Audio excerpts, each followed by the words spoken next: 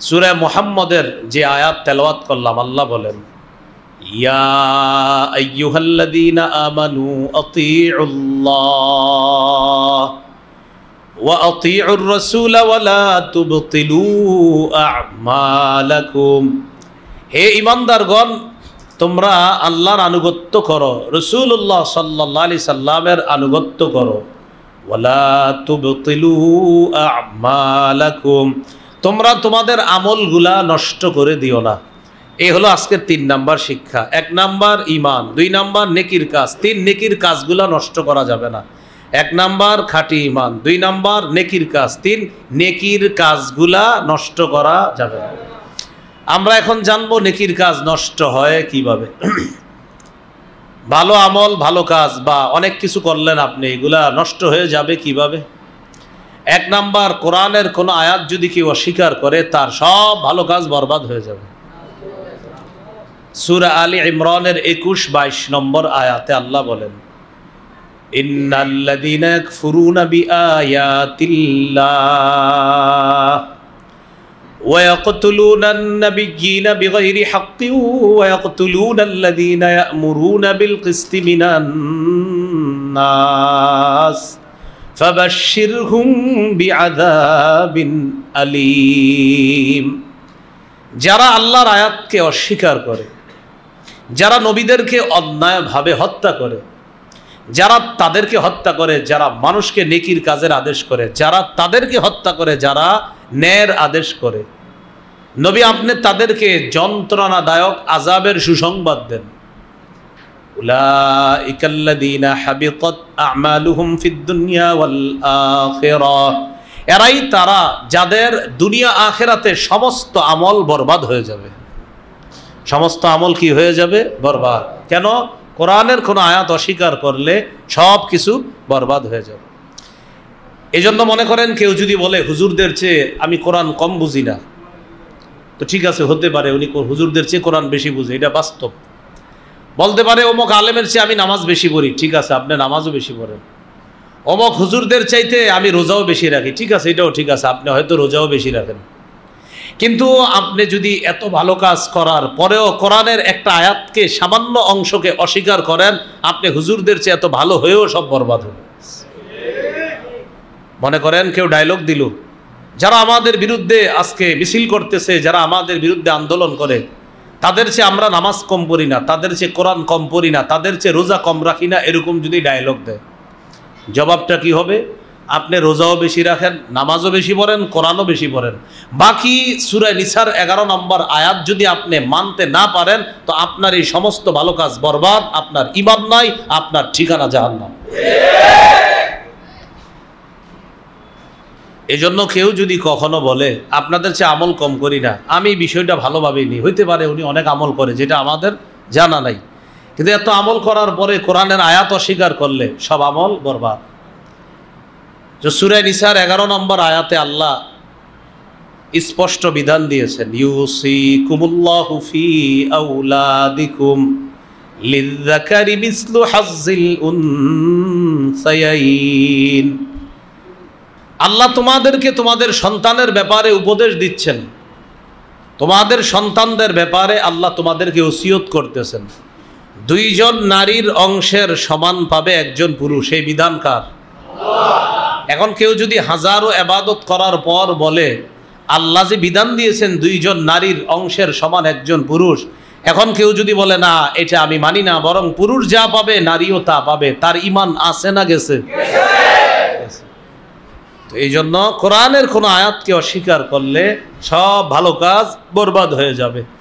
আল্লাহ আমাদের এ দেশকে কোরআন বিরোধী কোনো কথা, কর্ম, আইন থেকে হেফাজত করেন। আমল বরবাদ হওয়ার 2 নাম্বার কারণ, আখিরাতের সাক্ষাৎকে অস্বীকার করলে আমল বরবাদ। সূরা আলী ইমরান, সূরা আরাফ 147 নম্বর আয়াতে আল্লাহ বলেন, ওয়াল্লাযীনা কাযযাবু বিআয়াতিনা ওয়া লিকাইল আখিরাতি হাবিতাত আ'মালুহুম। যারা আমার আয়াতগুলোকে অবিশ্বাস করে, অস্বীকার করে, ওয়া লিকাইল আখিরা, যারা আখেরাতের সাক্ষাৎকে মিথ্যা সাব্যস্ত করে, যারা আখেরাতের সাক্ষাৎ এটাকে যারা মনে করে এটা মিথ্যা, এটা সঠিক না, এরকম যদি মনে করে, আল্লাহ তাআলা বলেন এরা হলো ওই সমস্ত মানুষ যাদের আমল যা আছে সব বরবাদ হয়ে যাবে। হাবিতাত আমালুহুম, তাদের আমল বরবাদ হয়ে যাবে। কেউ যদি দুনিয়াতে ভালো কাজ করে আর যদি বলে আখেরাত হতেও পারে নাও হতে পারে, দুনিয়ার সব ভালো কাজ বরবাদ হয়ে যাবে। বলেন আপনার আখেরাত কি হতে পারে না নিশ্চিত হবে? কেউ যদি বলে আখেরাত হতে পারে নাও হতে পারে, তার আমল নামা সব বরবাদ, ভালো কাজ করলো বরবাদ, কারণ তার আখেরাতের প্রতি ঈমান নাই।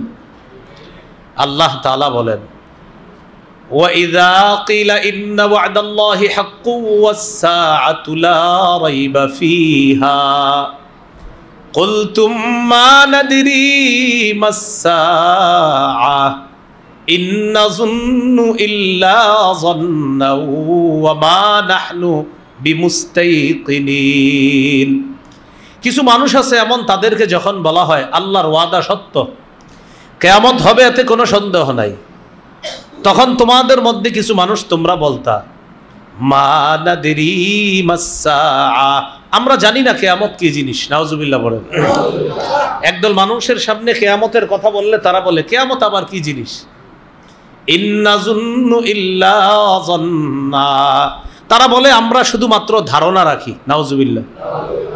ওয়া মা নাহনু বিমুস্তাইকিনিন, কিয়ামতের বিষয়টা আমরা দৃঢ়ভাবে বিশ্বাস করি না, এটা তারা বলে। তাহলে একদল মানুষ কিয়ামতের বিষয় বললে বলে হতে পারে, ধারণা রাখি, হুজুররা জুমার নামাজে দেখি বয়ান করে, হইলে হইতেও পারে, বাকি নিশ্চিতভাবে বিশ্বাস করি না, এরকম যারা বলবে তাদের ঈমান শেষ। তারা হাজারো ভালো কাজ করলেও এই ভালো কাজের কোনো মূল্যায়ন থাকবে না যদি আখেরাতের সাক্ষাৎকে অস্বীকার করে।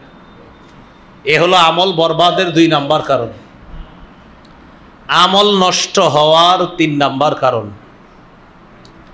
সূরা হুদের 15-16 নম্বর আয়াতে আল্লাহ তাআলা বলেছেন।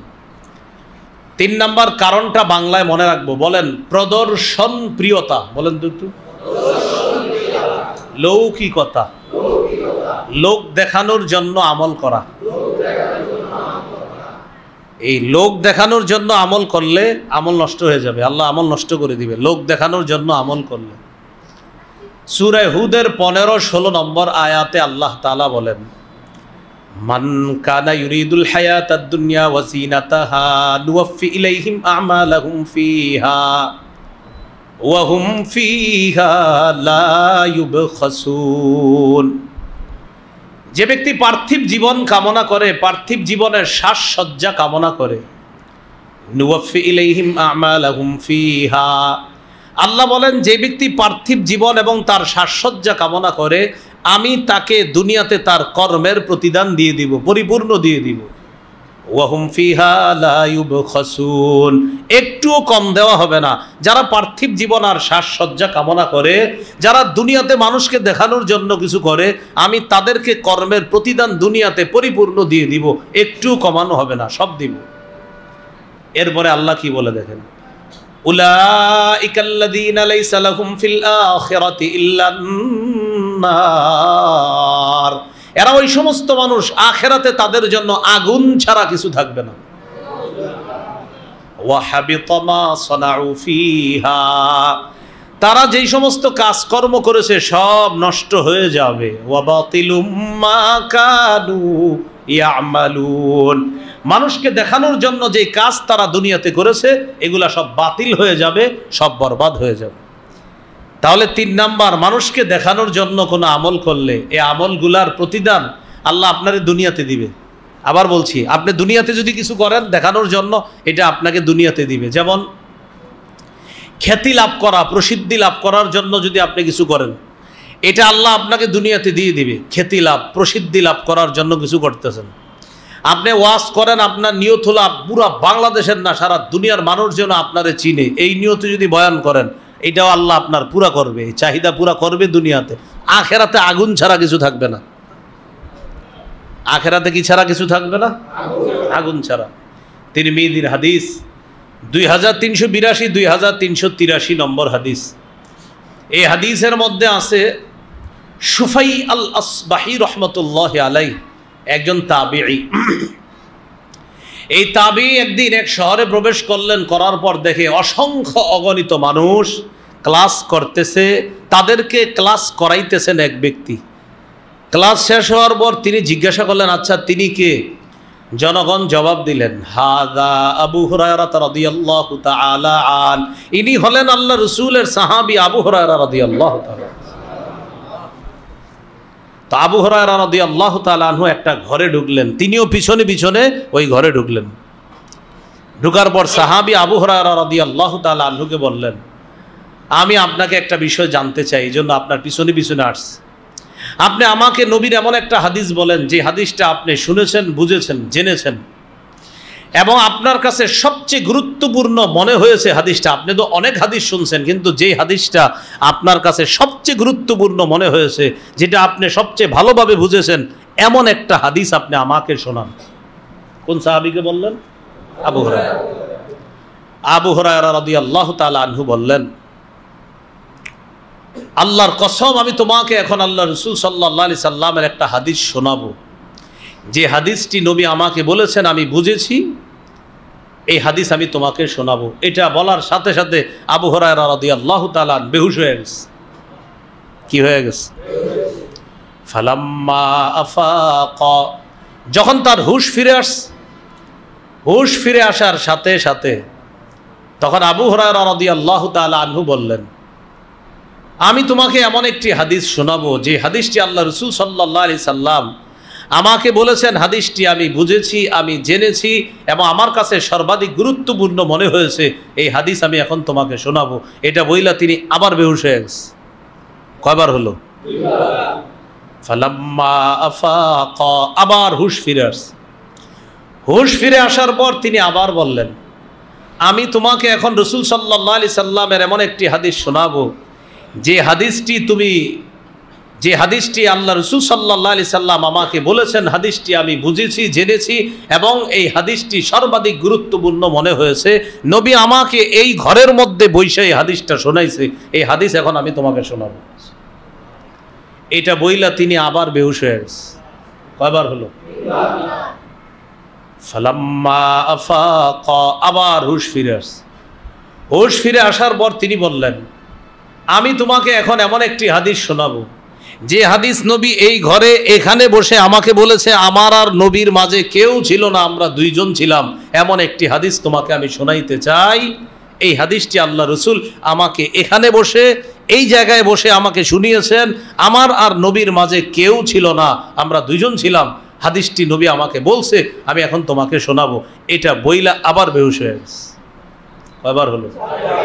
তার মানে এমন একটা বিষয় বলতে চাইতেছেন উনি বলতে গিয়ে ভয়ে বারবার বেহুশ হয়ে যেতেছে। হুশ ফিরে আসছে চতুর্থবার।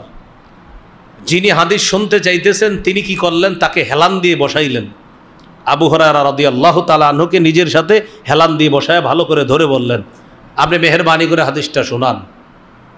তা আবু হুরায়রা রাদিয়াল্লাহু তাআলা আনহু বললেন, কিয়ামতের ময়দানে বিচার ব্যবস্থা যখন শুরু হবে, জাহান্নামের আগুনকে প্রজ্বলিত করা হবে সর্বপ্রথম তিন ব্যক্তির মাধ্যমে। এর মধ্যে একজন আলেম, আরেকজন মুজাহিদ, আরেকজন দানশীল। এই তিনজনের মাধ্যমে জাহান্নামের আগুনকে প্রজ্বলিত করা হবে। তো এটা বলতে গিয়ে উনি বারবার বেহুশ হয়ে যাইতেছিলেন। তো আবু হুরায়রা রাদিয়াল্লাহু তাআলা আনহু তো একজন বড় আলেম, ওই যে তিনজনের একজন আলেম, এই জন্য এটা বলতে গিয়ে উনি বারবার বেহুশ হয়ে যেতেছিলেন। তো তিনি বলতে লাগলেন, আল্লাহ তাআলা আলেমকে ডাকবেন, ডাকার পর বলবেন, আলাম উআল্লিমকা মা আনজালতু আলা রাসূলি, আমি আমার নবীর উপর যা নাজিল করেছি তা কি আমি তোমাকে শিক্ষা দেইনি? আলাম উআল্লিমকা মা আনজালতু আলা রাসূলি, আমি আমার নবীর উপরে যা নাজিল করেছি তা কি তোমাকে শিক্ষা দেয়নি? এটা কাকে বলবেন? আলেমকে বলবেন। তো আলেম জবাব দিবে, হ্যাঁ আল্লাহ আপনি আমাকে শিক্ষা দিয়েছেন। তো আল্লাহ তাআলা বলবেন, ফামাযা আমিলতা ফিমা উল্লিমতা, তখন আল্লাহ তাআলা আলেমকে বলবেন, তোমাকে যে এলেম শিক্ষা দেওয়া হয়েছে এই এলেম অনুযায়ী তুমি কি আমল করেছো? তো আলেম জবাব দিবে, আকুমু বিহি আনা আল-লাইলি ওয়া আনা আন-নাহার। আল্লাহ, আমি দিনে রাত কোরআন হাদিসের প্রচার করেছি। নবী যেই বাণী আমাকে শিখিয়েছেন এই বাণীর প্রচার আমি করেছি দিন রাত। দিনের বেলা মানুষের সামনে হাদিসের প্রচার করছি, কোরআনের প্রচার করছি, রাতের বেলা মানুষের সামনে ওয়াজ নসিহত করছি। আল্লাহ বলবেন আমি সব জানি, তুমি যে মানুষের সামনে কোরআন হাদিস প্রচার করছো এটা কেন করছো সেটা বল। ওই ব্যক্তি বলবে আল্লাহ আপনাকে খুশি করার জন্য। আল্লাহ বলবে কাযাবতা, তুমি মিথ্যা কথা বলো। লিইউকাল ফুলানুন কারিউন, মানুষ যেন বলে ওমকে বড় আলেম, বড় কারি সাহেব, এই নিয়তে তুমি কোরআন সুন্নাহ মানুষের সামনে প্রচার করছো। জাতি যেন তোমাকে বলে বাবা এত বড় হুজুর কি আর দুনিয়াতে হয়, এই নিয়তে তুমি করছো। আমাকে খুশি করার জন্য করেছো যে বললা, এটা তুমি মিথ্যা কথা বলছো। আল্লাহ যখন তাকে বলবে তুমি মিথ্যা কথা বলেছো, সাথে সাথে ফেরেশতারা বলবে কাযাবতা, হ্যাঁ তুই মিথ্যাবাদী, তুই মিথ্যা কথা বলছিস। আল্লাহ বলবে তুমি মিথ্যা কথা বলছো, ফেরেশতারা সাথে সাথে বলবে হ্যাঁ হ্যাঁ তুমি মিথ্যাবাদী। আল্লাহ বলবেন যাও ওই যে জাহান্নামের দিকে যাও। সুহিবা বিহি ফি ওয়াজহিহি আলান নার, মাথা নিচে পা উপরের দিকে দিয়ে তাকে হেসরাইতে হেসরাইতে এইভাবে জাহান্নামের দিকে নিক্ষেপ করা হবে। মুজাহিদ আসো, তুমি জিহাদ করছো কেন বলো।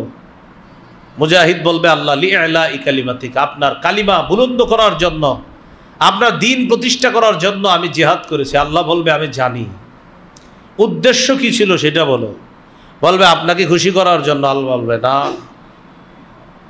মানুষ যেন তোমাকে বড় বীর বাহাদুর মুজাহিদ বলে এই নিয়তে তুমি জিহাদ করছো। তুমি দ্বীন প্রতিষ্ঠা করার জন্য করছো, তবে তোমার নিয়ত ছিল মানুষ তোমাকে বলবে বাবা কত বড় পালোয়ান মুজাহিদ, এই নিয়তে তুমি জিহাদ করছো। তোমার দুনিয়াতে মানুষ অনেক মুজাহিদ বলছে, তোমার এই চাহিদা আমি পূরণ করছি। কারণ এই যে সূরা হুদের আয়াতটা শোনাইলাম, যারা দুনিয়াতে দেখানোর জন্য কিছু করবে আল্লাহ তাদের চাহিদা পূরণ করে দিবে। তোমারে বড় মুজাহিদ বলবে, এটা আমি তোমার চাহিদা পূরণ করেছি। ওই ব্যক্তি বলবে আল্লাহ আমি আপনাকে খুশি করার জন্য করছি। আল্লাহ বলবে কাযাবতা, মিথ্যা বলছো। মানুষ যেন তোমাকে মুজাহিদ বলে, ফেরেশতারাও সাথে সাথে বলবে হ্যাঁ হ্যাঁ হ্যাঁ তুমি মিথ্যা কথা বলছো। এই ব্যক্তিকেও বলা হবে যাও জাহান্নামের দিকে যাও। ওই যে হুজুর যাইতেছে তুমিও যাও, দুইজন।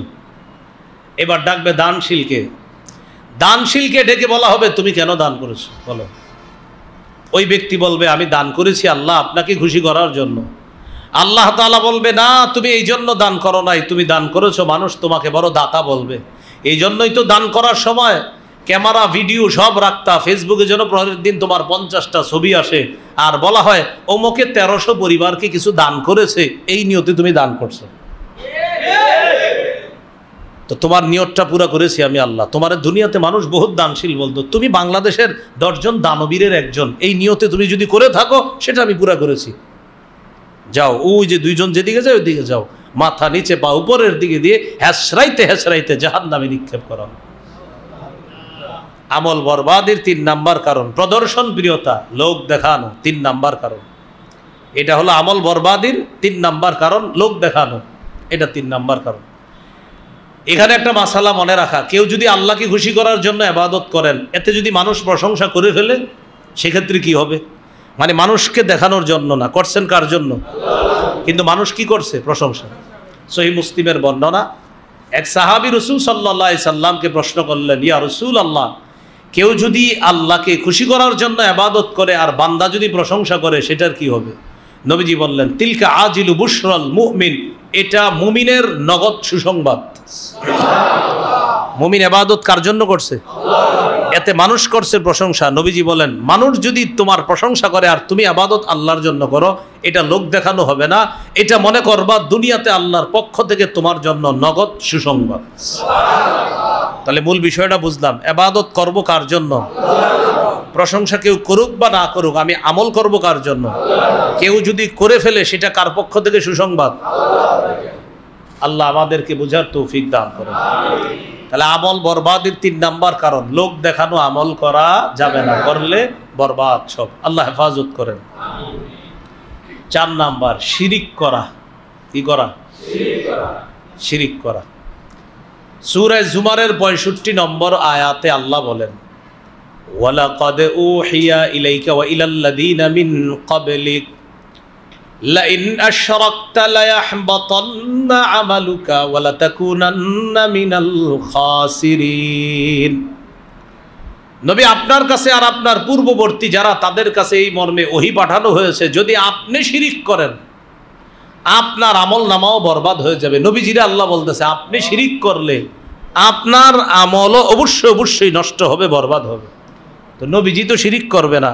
আসলে নবীজিরে বইলা ধমকটা আল্লাহ আমাদেরকে দিতেছে যে দেখো আমার হাবিব, আমার পরে যিনি শ্রেষ্ঠ, এই জগৎ ওই জগৎ সব জগতে আল্লাহর পরে যিনি শ্রেষ্ঠ, তাকে আল্লাহ বলতেছে, হাবিব আপনি যদি শিরিক করেন আপনার আমলও বরবাদ হয়ে যাবে।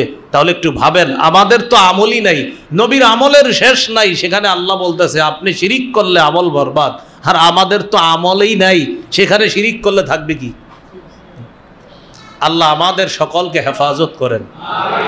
তাহলে শিরিক মুক্ত আমল করা, কি মুক্ত আমল করা? শিরিক মুক্ত আমল। 5 নাম্বার আমল বরবাদ হওয়ার কারণ হলো আল্লাহর নাজিলকৃত কোনো বিধানকে অপছন্দ করলে আমল বরবাদ। আল্লাহর একটা বিধানকে আপনি অপছন্দ করেন না, ভালো লাগে না, নাউজুবিল্লাহ, আল্লাহর সব কিছু ভালো লাগতেই হবে আপনার। আপনার যদি ভালো না লাগে সব বরবাদ হয়ে যাবে। সূরা মুহাম্মদের 9 নম্বর আয়াতে আল্লাহ বলেন, যালিকা বিআন্নাহুম কারিহু মা আনজালাল্লাহ ফাআহবাতা আ'মালাহুম। এটা এই কারণে যে তারা অপছন্দ করেছে মা, এমন জিনিস, আনজালাল্লাহ, যা আল্লাহ নাজিল করছে, আল্লাহর নাজিলকৃত কোনো বিধান তারা অপছন্দ করেছে। ফাআহবাতা আ'মালাহুম, ফলে আল্লাহ তাদের আমলগুলা নষ্ট করে দিয়েছে। বলি নাউজুবিল্লাহ। সূরা আ'রাফের 54 নম্বর আয়াতে আছে, আলা লাহুল খালকু ওয়াল আম, শোনো সাবধান, সৃষ্টি যার, হুকুম তার, সৃষ্টি যার, হুকুম তার। বলেন তো আমরা কার? আল্লাহ। আমাদের এই শরীরটা সৃষ্টিকার, এই শরীর কিভাবে চলবে, আইন হবে কার? আল্লাহ। এটার পরিবর্তে কেউ যদি বলে শরীর আমার, সিদ্ধান্ত আমার, বাস সে দুনিয়াতে ভালো কাজ করলেও সব বরবাদ। শরীর আমার, সিদ্ধান্ত আমার, বলা যাবে না। বলেন আমার সাথে সবাই, শরীর বলেন, শরীর আল্লাহ, সিদ্ধান্ত আল্লাহ। তাহলে আমি এক অংশ, বাকি অংশ আপনারা। শরীর, শরীর, সিদ্ধান্ত, শরীর আমার, সিদ্ধান্ত আমার বলা যাবে না। শরীর আল্লাহর, সিদ্ধান্ত আল্লাহর। তো 5 নাম্বার আমল বরবাদির কারণ হলো আল্লাহর নাজিলকৃত কোনো বিধান যদি কেউ অপছন্দ করে, বাস আমল সব নষ্ট হয়ে যাবে। সূরা নূরের 2 নম্বর আয়াতে আছে, আয-যানিয়াতু ওয়াজ-যানি ফাজলিদু কুল্লা ওয়াহিদিম মিনহুমা মিআতা জালদা। ব্যভিচারিণী নারী পুরুষ যদি অবিবাহিত হয় তাদেরকে 100 বেত্রাঘাত করা হবে, আর যদি তারা বিবাহিত হয় তাদেরকে পাথর মেরে হত্যা করা হবে। বিধান কার? আল্লাহ। এই বিধানের পরিবর্তন করে, এই বিধানকে উপেক্ষা করে, এই বিধানকে পাশ কাটিয়ে, এই বিধানকে চ্যালেঞ্জ করে কেউ যদি বলে যৌনকর্মীদেরকে শ্রম অধিকার আইনে শ্রমিকদের প্রতিষ্ঠা, শ্রমিকদের মর্যাদা দেওয়া, তাহলে এই কথা বলা মানে আল্লাহর কোরআনের বিধানকে অপছন্দ করা। কেউ যদি বলে যৌনকর্মীদেরকে শ্রমিকের মর্যাদা দেওয়া, আর যদি বলে উনি অনেক ভালো কাজ করে, আমরাও বলি আপনি অনেক ভালো কাজ করেন, কিন্তু আল্লাহর কোরআনের সূরা নূরের 2 নম্বর আয়াতের বিধান আপনার ভালো না লাগার কারণে আপনার সব ভালো কাজ বরবাদ। কথা বুঝে আসছে? বুঝে আসছে না হুদাই বুঝে আসছে? মাহফিলে অনেক সময় রেডিমেড ঠিকও কয় অনেকে, মানে হুদাই ঠিক কয়। আপনারা বুঝে বলতেছেন তো? মাশাআল্লাহ। তো সূরা নূরের 2 নম্বর আয়াতে আছে, অবিবাহিত নারী পুরুষ তারা যদি জিনা করে তাদেরকে 100 বেত্রাঘাত, বিবাহিত হলে পাথর মেরে হত্যা করা। এটা সূরা নূরের 2 নম্বর আয়াত। এই বিধানটা কার? এই বিধানটা আমাদের পছন্দ করতে হবে। এখন কেউ যদি এই বিধানটা অপছন্দ করে আর যদি বলে আমি কি কোরআন কম পড়ি, মানে উনি বলে কি আমি কি কোরআন কম পড়ি, আমরাও বলি আপনি কোরআন বেশিই পড়েন, কিন্তু এই বিধান অপছন্দ করার কারণে আপনি কোরআন হাজারও পড়লে আপনার একটু সওয়াব হবে না, সব বরবাদ, কারণ আপনি রবের বিধান অপছন্দ করছেন। এ হলো আমল বরবাদির 5 নাম্বার কারণ। আমল বরবাদের 6 নম্বর কারণ আল্লাহর সন্তুষ্ট সাধনকে অপছন্দ করা। আল্লাহর সন্তোষ সাধনকে অপছন্দ করা। মানে আল্লাহ একটা জিনিস পছন্দ করে, এটা আপনি অপছন্দ করেন, নাউজুবিল্লাহ পড়েন। সূরা মুহাম্মদের 28 নম্বর আয়াতে আল্লাহ বলেন, যালিকা বিআন্নাহুম ইত্তাবাউ মা আসখাতাল্লাহ ওয়া কারিহু রিদওয়ানাহু ফাআহবাতা আ'মালাহুম। এটা এই কারণে যে তারা ইত্তাবাউ অনুসরণ করেছে মা আনজালাল্লাহ, যা আল্লাহ নাজিল করেছে, এই আল্লাহর নাজিলকৃত বিষয়ে তারা অনুসরণ করেছে। তো যালিকা বিআন্নাহুম ইত্তাবাউ, তারা এই কারণে মা যালিকা বিআন্নাহুম ইত্তাবাউ, এই কারণে যে তারা অনুসরণ করেছে ও মা আসখাতাল্লাহ, এমন জিনিস যা আল্লাহকে রাগায়া দিয়েছে, আল্লাহকে রাগান্বিত করে দিয়েছে। আবার বলছি, জালিকা এটা এই কারণে, বিআন্নাহুম ইত্তাবাউ মা আসখাতাল্লাহ, তারা অনুসরণ করেছে এমন জিনিসের মা যা আসখাতাল্লাহ, আল্লাহকে অসন্তুষ্ট করে দিয়েছে। ওয়া কারিহু, আর তারা অপছন্দ করেছে রিদওয়ানা, আল্লাহর সন্তোষ সাধনকে তারা অপছন্দ করেছে। যেমন বলেন তো, নবীদেরকে নির্বাচিত করেছে কে? আল্লাহ। নবীদেরকে মানুষের মধ্য থেকে নির্বাচন করেছেন কে? আল্লাহ। সাহাবীদেরকে নবীর সাহাবী হওয়ার মর্যাদা দিয়েছেন কে? আল্লাহ। এটা আপনার যদি মনে হয় ইস আমি কেন সাহাবী হইলাম না, আমার হওয়া উচিত ছিল, আমার দরকার ছিল, মানে কি? আল্লাহ পছন্দ করছে যাদেরকে, তারাই সাহাবী হয়েছে। আমি আপনি সাহাবী যদি হইতে পারতাম তাহলে আমরা অনেক খুশি হইতাম। বাস আল্লাহ আমাদেরকে এই যুগের জন্য নির্বাচন করছে, এটাই আমরা খুশি। মুহাম্মদ সাল্লাল্লাহু আলাইহি সাল্লাম তায়েফবাসীদেরকে দাওয়াত দিতে গেছে। প্রথমে আপন 3 ভাইকে দাওয়াত দিলেন, একজনের নাম হাবিব, আরেকজনের নাম মাসুদ, আরেকজনের নাম আব্দে ইয়ালিল ইবনে কুলাল, এই নামটা বুখারীতে আসছে। তো 3 জনের দাওয়াত দেওয়ার পর একজনে বলে, আল্লাহ তোমারে ছাড়া কি আর কাউরে পাইলো না নবী বানাইতে? আরেকজন বলে, আচ্ছা কুরাইশ বংশ ছাড়া কি আর কোনো বংশ ছিল না নবী বানাইতে?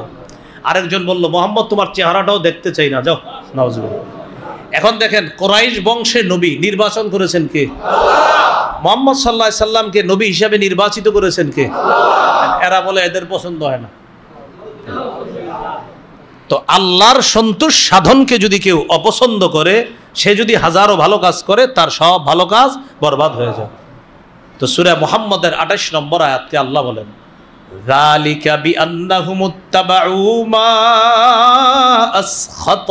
আসখাতাল্লাহ, এটা এই কারণে যে তারা অনুসরণ করেছে মা আসখাতাল্লাহ, এমন জিনিস যা আল্লাহকে রাগান্বিত করে দেয়, অসন্তুষ্ট করে দেয়। ওয়া কারিহু রিদওয়ানাহু ফাআহবাতা আ'মালাহুম, তারা আল্লাহর সন্তোষ সাধনকে অপছন্দ করেছে, ফলে আল্লাহ তাদের আমল বরবাদ করে দিয়েছে। তাহলে কি শিখলাম? আল্লাহ যা নির্বাচন করেছেন, আল্লাহ যা পছন্দ করেছেন, এটা আমার পছন্দ করা, এটা আমার মেনে নেওয়া। মুসা নবীকে আল্লাহ নবী বানিয়েছেন, এটা আমি মেনে নেওয়া। হারুন নবীকে আল্লাহ নবী বানিয়েছেন, এটা আমাদের মেনে নেওয়া। আদম নবীকে আল্লাহ মানুষের মধ্যে সর্বপ্রথম মানুষ হিসাবে নির্বাচন করেছেন। আর আপনার মনে হইলো, তাহলে আদম নবীরে করলে আমারে কেন করলো না আল্লাহ প্রথম মানুষ? এটা আপনার মনে যেন না আসে। আদম নবীকে প্রথম মানুষ হিসেবে আল্লাহ নির্বাচন করেছেন, এটাই আল্লাহর পছন্দ, এটাই আল্লাহর সন্তুষ্টি। আল্লাহর সন্তোষ সাধনকে মেনে নেওয়া। যদি মেনে না নেই তাহলে আমল নামা সব বরবাদ করে দিবেন আল্লাহ। এই হলো 6 নাম্বার কারণ। আমল বরবাদের 7 নাম্বার কারণ, কেউ যদি আল্লাহর রাস্তায় বাধা দেয়। নাউজুবিল্লাহ পড়েন। সূরা মুহাম্মদের 32 নম্বর আয়াতে আল্লাহ বলেন, ইন্নাল্লাযীনা কাফারু ওয়া সাদ্দু আন সাবিলিল্লাহ ওয়া শাক্কুর রাসূলা মিন বা'দি মা তাবায়্যানা লাহুমুল হুদা লা ইয়াদুররুল্লাহা শাইআ, নিশ্চয়ই যারা কুফরি করে এবং আল্লাহর রাস্তায় বাধা দেয়, ওয়া শাক্কুর রাসূলা মিন বা'দি মা তাবায়্যানা লাহুমুল হুদা, হেদায়েত স্পষ্ট হওয়ার পরেও যারা রাসূলের বিরোধিতা করে, লা ইয়াদুররুল্লাহা শাইআ, তারা কিছুতেই আল্লাহর কোনো ক্ষতি করতে পারবে না। ওয়াসায়ুহবিতু আমালাহুম, খুব শীঘ্রই আল্লাহ তাদের আমলগুলা বরবাদ করে দিবে। যারা কুফরি করে, যারা আল্লাহর রাস্তায় বাধা দান করে, তারা আল্লাহর কোনো ক্ষতি করতে পারবে না, উল্টা আল্লাহ অচিরেই শীঘ্রই তাদের আমলগুলা বরবাদ করে দিবেন।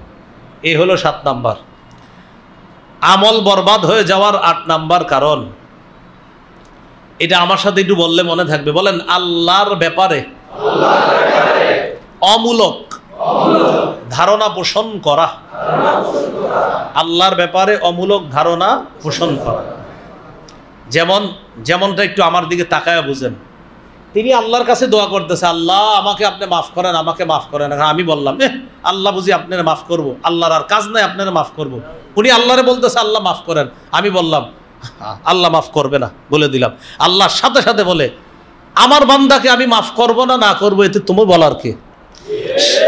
সাথে সাথে আল্লাহ তাআলা বলেন, আমি আমার ওই বান্দাকে মাফ করে দিলাম আর তোমার আমলগুলা নষ্ট করে দিলাম। সহিহ মুসলিমের বর্ণনা 2621 নম্বর হাদিস। জুনদুব রাদিয়াল্লাহু তাআলা আনহুর বর্ণনা, তিনি বলেন রাসূলুল্লাহ সাল্লাল্লাহু আলাইহি সাল্লাম বলেছেন, এক ব্যক্তি বলেন, ওয়াল্লাহি লা ইয়াগফিরুল্লাহু লিফুলান।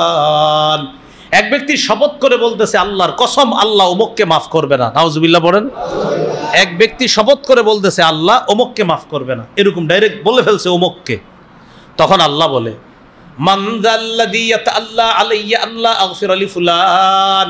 হাবিব তাকে জিজ্ঞাসা করেন, ও বলার কে? ও যে শপথ করে বলল আমি আল্লাহ অমুককে মাফ করবে না, ও এই কথা বলার দুঃসাহস করলো কিভাবে যে আমি আল্লাহ অমুককে মাফ করব না?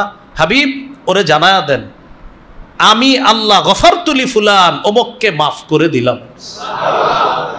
ওয়া আহবাতু আমালাকা, আর তুমি যে আমি আল্লাহর প্রতি অমূলক ধারণা পোষণ করলা, তোমার আমলগুলা বরবাদ করে দিলাম। এই জন্য বেশি আমল করলে যেন অহংকারও না আসে, যে আমি তো খুব তাহাজ্জুদ পড়ি, আমি খুব নামাজ পড়ি, অহংকার যেন না আসে যে অমুক তো সারাক্ষণ গুনাহ করে। হ্যাঁ, যে গুনাহ করে তারা ভালো কাজের দাওয়াত দেন, তো এটা যেন না আসে আমি এত ভালো কাজ করি আর ও যে কি করে না করে, এরকম যেন না আসে। বরং ও যে খারাপ কাজ করে ভিতরে যেন আপনার ভিতরে এই অনুশোচনা তৈরি হয়, আহারে আমি নামাজ পড়তেছি, আল্লাহ তৌফিক দিছে, আমার এই ভাইটা নামাজ পড়তে পারতেছে না, হাতে পায়ে ধরে দেখি ওরে নামাজি বানানো যায় কিনা। অথবা এই কথা আশা রাখা, ইনশাল্লাহ একদিন নামাজি হয়ে যাবে, এই আশা রাখা। এটা না বলা, ও কি ও তো খারাপ মানুষ, ও আর কি, এরকম না বলা। তাহলে 8 নাম্বার আমল বরবাদির কারণ, কারো ব্যাপারে অমূলক ধারণা না করা। যেমন আল্লাহর ব্যাপারে অমূলক ধারণা করে নির্দিষ্ট করে কাউকে বললেন, অমুককে বলে ফেললেন যে অমুককে ক্ষমা করবে না, এরকম বলে ফেললেন, তো আল্লাহ বলে অমুককে ক্ষমা করে দিলাম, তোরে নষ্ট করে দিলাম, তোর আমল বরবাদ করে দিলাম। নাউজুবিল্লাহ। এলো 8 নাম্বার কারণ। আমল বরবাদির 9 নাম্বার কারণ, আল্লাহ এবং তার রসুলের সাথে বেয়াদবি করলে আমল বরবাদ। আল্লাহ এবং রসুল সাল্লাল্লাহু আলাইহি সাল্লামের সাথে বেয়াদবি করলে। সূরা হুজুরাতের 2 নম্বর আয়াত, এই আয়াতে আল্লাহ বলেন, ইয়া আইয়ুহাল্লাযীনা আমানু লা তারফাউ আসওয়াতাকুম ফাওকা সাওতিন নাবিয়্যি ওয়া লা তাজহারু লাহু বিল কওলি কাজাহরি বা'দিকুম লিবা'দিন আন তাহবাতা আ'মালুকুম ওয়া আনতুম লা তাশউরুন। হে ঈমানদারগণ, নবীর আওয়াজের উপর তোমাদের আওয়াজ উঁচু করবা না। তোমরা একজন আরেকজনের সাথে যেইভাবে জোরে কথা বলো, নবীর সামনে এইভাবে জোরে কথা বলবা না। এতে হতে পারে তোমরা জানবাও না, তোমাদের আমল বরবাদ হয়ে যাবে, নষ্ট হয়ে যাবে। এই আয়াত নাজিলের প্রেক্ষাপট বড় আজীব প্রেক্ষাপট। পৃথিবীর শ্রেষ্ঠ 2 মুসলমান, পৃথিবীর শ্রেষ্ঠ 2 মুসলমান উম্মত আবু বকর এবং ওমর রাদিয়াল্লাহু আনহুমা নবীজির সামনে একটু জোর গলায় কথা বলে ফেলেছিলেন। আল্লাহ আয়াত নাজিল করছে, নবীর সামনে জোর গলায় কথা বলবা না। ওমর ফারুক রাদিয়াল্লাহু তাআলা আনহু আয়াত নাজিল হওয়ার পর উনি জোরে কথাই বলতেন না, মানে একদম চুপ হয়ে গেছে, কথাই বলতে চাইতেন না, যে সর্বনাশ, না জানি কি হয়ে যায়, আস্তে আস্তে কথা বলতেন। তো যাই হোক, এই আয়াত থেকে একটা শিক্ষা, যারা উলামায়ে কেরাম আছে, যারা আল্লাহওয়ালা বুজুর্গ, তাদের সামনেও জোর গলায় কথা না বলা, এটা ভদ্রতা, এটা শিষ্টাচার। বুজুর্গ ব্যক্তিদের সামনে, মা বাবা উস্তাদ, তাদের সামনে উঁচু আওয়াজে কথা না বলা, এটা শিষ্টাচার, এটা ভদ্রতা। আল্লাহ আমাদেরকে কথাগুলো বোঝার তৌফিক দান করেন। তাহলে 9 নাম্বার, রাসূল সাল্লাল্লাহু আলাইহি সাল্লামের সাথে বেয়াদবি করলে আমল বরবাদ। 10 নাম্বার, দান করে খোটা দিলে সব শেষ। কি বললাম বলেন তো? শেষ। সূরা বাকারার 264 নম্বর আয়াতে আল্লাহ বলেন, ইয়া আইয়ুহাল্লাযীনা আমানু লা তুবতিলু সাদাকাতিকুম বিল মান্নি ওয়াল আযা। বান্দারগণ, তোমরা তোমাদের সদকাগুলা নষ্ট করে দিও না, বিল মান্নি খোটার মাধ্যমে, ওয়াল আযা কষ্ট দেওয়ার মাধ্যমে। কিরে তোরে কি কম দিছি? গত সপ্তাহেই তো তোরে দিলাম, বুঝলা গেলি? আপনার দিতে কইছে কে? হ্যাঁ, দান করছেন, করার পরে বলতেছে কি মন নিমুখ হারামের নিমুখ হারাম, তুই কম দিছি তোরে, গত সপ্তাহেই তো দিলাম এই পরিমাণ, আপনার কে কইছি দিতে? হ্যাঁ, খোটা দিয়েন না, দেওয়ার পরে খোটা দিয়েন না, কষ্ট দিয়েন না, বরবাদ, নষ্ট হয়ে যাবে সব। আল্লাহ আমাদেরকে হেফাজত করেন। আমল বরবাদির 11 নম্বর কারণ, সর্বশেষ কারণ, বলেন আমার সাথে, গোপন পাপ করা। জোরে বলেন, আবার বলেন। এই পাপে অসংখ্য অগণিত মানুষ জড়িয়ে আছে। সামনাসামনি পাপ করে না, কিন্তু গোপনে পাপ করে। ইবনে মাজার হাদিস 4245 নম্বর হাদিস, রাসূলুল্লাহ সাল্লাল্লাহু আলাইহি সাল্লাম বলেন, লা আ'লামান্না আকওয়ামান মিন উম্মতি ইয়াতুনা ইয়াউমাল কিয়ামাহ বিহাসানাতিন আমসালি জিবালি তিহামাতা বাইদা।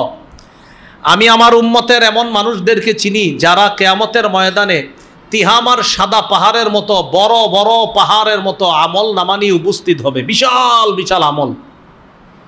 তবে ফায়াজআলুহাল্লাহু হাবাআম মানসুরা, আল্লাহ তাদের এই পাহাড়ের মতো আমল একদম নাই করে দিবে। নাউজুবিল্লাহ পড়ে। পাহাড়ের মতো আমলগুলো আল্লাহ নাই করে দিবে। হাবাআম মানসুরা মানে অদেখা বিক্ষিপ্ত ধূলিকণা, মানে যে ধূলিকণা দেখা যায় না, এরকম নাই করে দিবে, যেটা দেখা যাবে না। সাহাবীরা অবাক হয়ে জিজ্ঞাসা করলেন, হুজুর এরা কারা? আমাদেরকে একটু পরিচয় দেন, যেন আমরা তাদের অন্তর্ভুক্ত না হই। নবীজি বললেন, তারা দেখতে তোমাদের মতোই, তারা তোমাদের ভাই, তাদের শরীরের চামড়া তোমাদের চামড়ার মতো। ইয়াখুজুনা মিনাল লাইলি কামা তাখুজুনা, তারা রাতে তাহাজ্জুদ পড়বে তোমরা যেমন তাহাজ্জুদ পড়ো, তাহলে সব ঠিক আছে। ওয়ালাকিন্নাহুম আকওয়ামুন ইযা খালাউ বিমাহারিমিল্লাহি ইনতাহাকুহা, তবে তারা এমন, যখন তারা নির্জনে কোনো হারামের কাছে যায়, সাথে সাথে ওই হারামের মধ্যে লিপ্ত হয়ে যায়, প্রতিনিয়ত এই হারাম কাজ করে, আর মানুষ মনে করে অনেক ভালো, কিন্তু প্রতিদিন সে গোপনে হারাম কাজ করতে করতে করতে করতে আল্লাহর সাথে সে প্রতিযোগিতা, যুদ্ধে লিপ্ত হয়ে যায়। কারণ মানুষকে দেখায় গুনাহ করে না, আল্লাহর সাথে সে যুদ্ধ করে, যে আল্লাহ তুমি দেখো আমি কি পরিমাণ গুনাহ করতেছি। এইভাবে গোপনে প্রতিনিয়ত গুনাহ করতে করতে করতে করতে এক পর্যায়ে এমন হয়ে যায়, ভালো কাজগুলা তার কাছে আর ভালো লাগে না, মানুষকে দেখানোর জন্য ভালো কাজগুলা করে, কিন্তু মন থেকে করে না। কিয়ামতের মাঠে তাদের আমলগুলা আল্লাহ নাই করে দিবে, পাহাড়ের মতো আমল নাই করে দিবে। গোপন পাপ, বলেন কি পাপ? গোপন পাপ। গোপন পাপের ভয়ঙ্কর একটা ক্ষতি হলো, মানুষের এক পর্যায়ে এমন মনে হয় নামাজ, রোজা, কোরআন তেলাওয়াত তার আর ভালো লাগে না, সেইগুলা করে জোর কইরা। ওগুলা করে কি করে? আর তখন আর মন থেকে করে না, ভালো লাগে না। ওই যে গোপন পাপ করতে করতে দিল মরে গেছে, এখন আর দিলের মধ্যে ভালো কাজ ভালো লাগে না। এই কথাটা আল্লাহ তাআলা পবিত্র কোরআনের মধ্যেও বলেছেন, সূরা ফাতিরের 8 নম্বর আয়াত, আফামান যুয়িনা লাহু সুউ আমালিহি ফারাআহু হাসানা। ওই ব্যক্তি যার খারাপ কাজগুলো তার কাছে সুসজ্জিত করে দেওয়া হয়েছে, আর সে খারাপ কাজগুলাকে মনে করে ভালো। দেখেন আবার কি বলে আল্লাহ, ওই ব্যক্তি যার কাছে তার খারাপ কাজগুলা সুন্দর করে সাজিয়ে দেওয়া হয়েছে, আর সে মনে করে এগুলাকে ভালো, মানে খারাপ কাজকে সে মনে করে কি ভালো। গোপনে পাপ করতে করতে পাপীর কাছে এক সময় পাপগুলাকে ভালো মনে হয়, যে না না এটা কোনো ব্যাপার না, এটা হতেই পারে, এরকম এটা কোনো ব্যাপার না। তো এরকম তার কাছে খারাপ কাজগুলা ভালো মনে হয়। আল্লাহ তাআলা বলেন, এই ব্যক্তি কি তার মতো? যে ব্যক্তি স্বচ্ছ হৃদয় নিয়ে আল্লাহর ইবাদত করে, বলেন সে কি তার মতো? এ হলো 1 নাম্বার ক্ষতি গোপন পাপের। সেটা হলো কি, তার কাছে খারাপ কাজ ভালো লাগে। বলেন গোপন পাপের 1 নাম্বার ক্ষতি কি? খারাপ কাজ ভালো লাগে। যারা নিয়মিত গোপন পাপ করে, ওদের 1 নাম্বার ক্ষতি হলো ওদের কাছে খারাপ কাজটা ভালো লাগে। আল্লাহ হেফাজত করেন আমাদেরকে। 2 নাম্বার আরেকটা ভয়ঙ্কর ক্ষতি আছে, মৃত্যুর সময় তাদের মৃত্যুটা খারাপ মৃত্যু হয়, গোপন পাপ করতে করতে করতে করতে। ইবনে রজব হাম্বলি রহমতুল্লাহি আলাইহি বলেন, আন্না খাতিমাতাস সু তাকুনু বিসাবাবি দাসিসাতিন বাতিনাতিন লা ইয়াত্তালিউ আলাইহান নাস। বেশিরভাগ ক্ষেত্রে খারাপ মৃত্যু হয় নিয়মিত খারাপ গুনাহ করার কারণে, যেই গুনাহ মানুষ জানে না, আল্লাহ জানে। এই নিয়মিত গুনাহ করার কারণে এই ব্যক্তির খারাপ মৃত্যু হয়, যে মানুষ জানে না যেই গুনাহটা, ওটা আল্লাহ জানে, যার কারণে ওর খারাপ মৃত্যু হয়। নিয়মিত কিসের কারণে? গুনাহ। দেখবেন অনেক সময় এমন হয়, অনেক ভালো মানুষ মারা গেলে আমরা বলি, হা এর মৃত্যু এমন হলো কেন, তো ভালো মানুষ ছিল। নাউজুবিল্লাহ, জানি না উনি কেমন ছিল, কিন্তু এমনও হতে পারে যে গোপনে নিয়মিত খারাপ কাজ করতো। তো ইবনে রজব হাম্বলি বলেন, খারাপ মৃত্যু হওয়ার অন্যতম একটা কারণ নিয়মিত যারা গোপন পাপ করে, যেটা আল্লাহ তাআলা জানে, মানুষ জানে না, এই মানুষটার খারাপ মৃত্যু হয় ওই গোপনে নিয়মিত পাপের কারণে। এই 2 নাম্বার ক্ষতি। গোপন পাপের 3 নাম্বার ক্ষতি, পাপী সরাসরি আল্লাহর সাথে নিয়মিত যুদ্ধ করে। কার সাথে যুদ্ধ করে? আল্লাহর সাথে যুদ্ধ করে। ইবনুল আরাবী রহমতুল্লাহি আলাইহি বলেন, আখসারুল খাসিরিন, ওই ব্যক্তি সবচাইতে ক্ষতিগ্রস্ত, যেই ব্যক্তি আবদালিন নাসি সালিহ আমালিহি, যে ব্যক্তি মানুষের সামনে তার নেকের কাজগুলা প্রকাশ করে। দেখেন, ওই ব্যক্তি সবচেয়ে ক্ষতিগ্রস্ত যে ব্যক্তি তার ভালো কাজগুলা মানুষের সামনে প্রকাশ করে। ওয়াবারাযা বিল কবিহি মান হুয়া আকরাবু ইলাইহি মিন হাবলিল ওয়ারিদ, আর গোপন পাপের মাধ্যমে সে আল্লাহর সাথে নিয়মিত লড়াই করে। ওই ব্যক্তি সবচেয়ে ক্ষতিগ্রস্ত যেই ব্যক্তি তার নেক কাজগুলা মানুষকে দেখায়, আর খারাপ কাজের মাধ্যমে ও আল্লাহর সাথে সরাসরি যুদ্ধ করে, প্রতিদিন আল্লাহর সাথে লড়াই করে। এই ব্যক্তি সবচাইতে ক্ষতিগ্রস্ত। তাহলে খারাপ কাজের, আপনার গোপনে পাপের 3টা ক্ষতি বললাম। গোপন পাপের 1 নাম্বার ক্ষতি, ওই ব্যক্তি গোপন পাপ করতে করতে ওর কাছে খারাপ কাজগুলা ভালো মনে হবে। 2 নাম্বার ক্ষতি, ওই ব্যক্তির মৃত্যুটা হবে খারাপ কাজ করার কারণে, ভয়ঙ্কর মৃত্যু হবে। 3 নাম্বার, এই ব্যক্তি সবচাইতে ক্ষতিগ্রস্ত যে মানুষকে তার ভালো কাজগুলা দেখায়, আর গোপনে সে আল্লাহর সাথে পাপের মাধ্যমে সে যুদ্ধে অবতীর্ণ হয়, লড়াইয়ে অবতীর্ণ হয়, সে হলো সবচাইতে ক্ষতিগ্রস্ত। নাউজুবিল্লাহ। মনে থাকবেনি কথাগুলা? আল্লাহ আমাদেরকে হেফাজত করেন, আল্লাহ আমাদেরকে হেফাজত করেন। এই জন্য ভাই, গোপন পাপ নিয়মিত না করা, গোপনে পাপ করেন না। এখন গোপন পাপ করা একদম সহজ হয়ে গেছে। আগে তো মানুষ 8টা 9টা বাজলেই চোখ লেগে আসতো, ঘুমানোর জন্য মানুষ বিকুল হয়ে যেত। এখন 3টা 4টা বাজে মনে হয় যে ঘুমানো দরকার।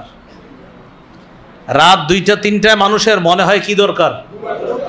এরপরে একটা স্ট্যাটাস দিবে, ডিয়ার ফ্রেন্ডস, আগামীকাল তোমাদের সাথে আবার দেখা হবে, এটা বইলা একটা স্ট্যাটাস দিয়ে ঘুমাবে। মানে উনি বুঝায় উনি অনেক যোগ্য একজন ব্যক্তি। ফেসবুকে একটা স্ট্যাটাস দিয়ে ফজর না পইরা পরের দিন আবার দেখা হবে, আর বুঝায় যে উনি খুব ভাবসাব সম্পন্ন একজন ব্যক্তি, এরকম আপনাদেরকে বুঝাবে। পরের দিন আবার বলবে কি অবস্থা, তোমরা কেমন আছো সবাই, এ আসো সে আসো, এরকম বুঝাবে। এ ক্ষতিগ্রস্ত, সবচেয়ে ক্ষতিগ্রস্ত। এই জন্য গোপন পাপ এগুলা ঘরে ঘরে হচ্ছে। মা বাবা ভাবতেছে সন্তান ভিতরে অঙ্ক করে, ইংরেজি করে, ও দরজা লাগায় গোপন পাপের মধ্যে লিপ্ত আছে, জানেন? আল্লাহ হেফাজত করেন। এই 11টা কারণ আমরা জানলাম আমল বরবাদির। তাহলে মূল আলোচনা 3টা মনে আসেনি? 1 নাম্বার, আমাদের শ্রেষ্ঠ সম্পদের নাম ইমানের পরে কি করতে হবে? নেক কাজ। নেক কাজ হতে হবে বিশুদ্ধ নিয়তের সাথে আর সুন্নাহ মোতাবেক, বিশুদ্ধ নিয়তের সাথে আর সুন্নাহ মোতাবেক। 3 নাম্বার, নেক কাজগুলা কি করা যাবে না? নষ্ট করা যাবে না। নেকির কাজ নষ্ট হয় আমরা জানলাম যে আমল বরবাদির অনেকগুলা কারণ আছে, 11টা নির্বাচিত কারণ আমরা জানলাম। আল্লাহ আমাদেরকে কথাগুলা মনে রাখার তৌফিক দান করেন, বোঝার তৌফিক দান করেন। মাদ্রাসা মসজিদে বলেছিলাম ক্যামেরা ভিডিও কম যাওয়ার জন্য। হ্যাঁ, মাদ্রাসার কোথায়? মসজিদের মধ্যে। এরপরেও মানে বলার পরেও ওই সমস্যা হলো আমি জোর গলায় কিছু বলি না, এই জন্য জায়গায় জায়গায় যায়। এই জন্য ভদ্রভাবে কিছু নিয়মে আসতে হবে। মাদ্রাসা মসজিদে গিয়েও একদম ইউটিউবার ভাই যারা এমনভাবে মাদ্রাসা মসজিদে গিয়ে উপস্থিত হয়, মানে ওখানটা পুরা পরিবেশ নষ্ট করে ফেলে। তো ভদ্রভাবে কিছু কথা বললে, এটা যদি না রাখে তো বিষয়টা আসলে খারাপ দেখা যায়। শুরুতে কিছু বলি নাই, কি কারণে বলি নাই, বললে অনেক সময় যেত, এই জন্য শেষের দিকে বললাম। কতবার বলছি এই কথাটা, মাদ্রাসা মসজিদে এইভাবে গিয়ে এতগুলা মিডিয়া ক্যামেরা নিয়ে উপস্থিত না হওয়া। মাদ্রাসা মসজিদে এত পরিমাণ মাদ্রাসা মসজিদে গিয়ে উপস্থিত হয়ে, এটা কি মাদ্রাসা মসজিদ মনে হয় না মাঝে মাঝে? তখন বুঝলেন না, এতগুলা যদি যায় তখন না মানে আমরা টেনশনে পড়ে যেতে হয় আসলে কোথায় আছে। মাদ্রাসা মসজিদের আলাদা একটা ভাব গাম্ভীর্যতা আছে, এটার আলাদা একটা সৌন্দর্যতা। মাদ্রাসা মসজিদের সৌন্দর্যতা হলো এটারে দেখলে মনে হবে একটা আখেরাত ভাবসাব। কিসের ভাব মনে হবে? মসজিদ মাদ্রাসা গেলে একটা আখেরাতের ভাব আসবে। যখন আপনার 50-60টা এইভাবে চারোদিক থেকে তাকায় থাকবে দাজ্জাল, তখন মনে হবে আল্লাহ জানে কোথায় আছে। হ্যাঁ, আল্লাহ আমাদেরকে হেফাজত করেন, আমিন। ওয়া আখিরু দাওয়ানা আলহামদুলিল্লাহি রাব্বিল আলামিন। আজকে যে আলোচনাটা আমল বরবাদির কারণ, আমার একটা সংকলন আছে মিম্বরে আমানত, 10 নম্বর খণ্ডে আলোচনাটা পাওয়া যাবে।